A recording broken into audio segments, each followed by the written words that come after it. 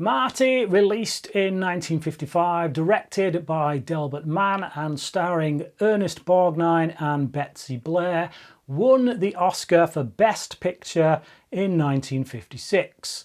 As I am slowly trying to make my way through all the Best Picture Oscar winners, I've come to that time where, yes, I've just watched it and now I want to review it.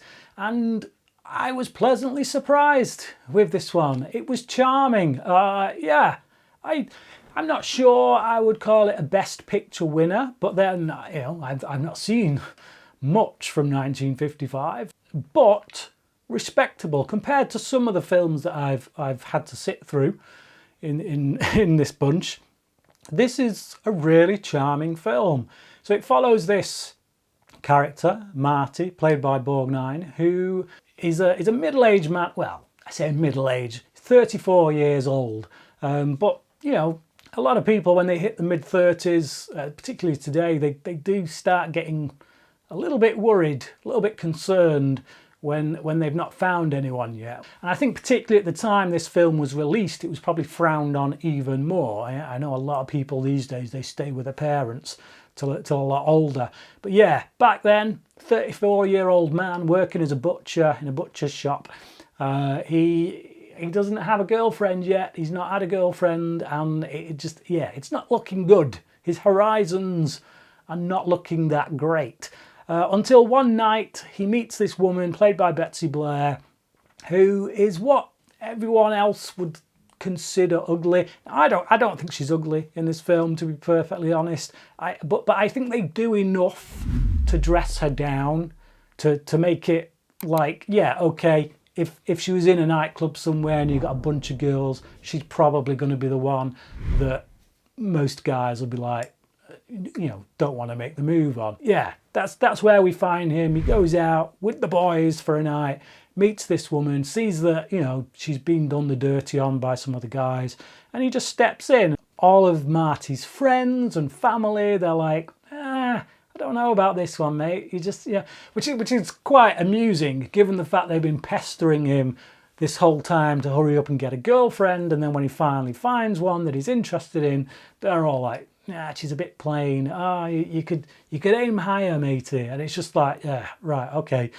So what's he to do? I don't think, anyone who's ever seen a romantic comedy film out of Hollywood is going to be under any illusions as to where this film is heading. Now the question is, does it do a good job of making you, the viewer, want it to get to that inevitable ending? The answer is yes, it does. I like these two people. I like these characters. The film takes its time with them. The dialogue is very good. It's very believable. When I watch them together on screen, I want to stay with them together on screen. I watched Gigi, was it 1958 Best Picture winner or whatever. The main couple in that we're supposed to root for to get together, I did not care at all. Whereas here, it's done right. The relationship as you're watching it unfold on screen, you're engaged with it. You want to stay with them, and when they're not on screen together, when they're with their friends, you'd rather they got back together and started talking again. So to me, that is a great example of what a romantic film should be.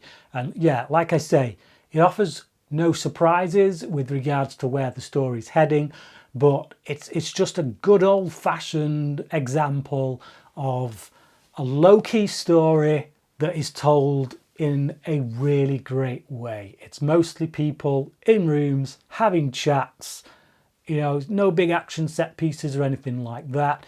There's no real melodramatic moments where actors have the opportunity to go for broke in their performances, although Borgnine did get an Oscar for this.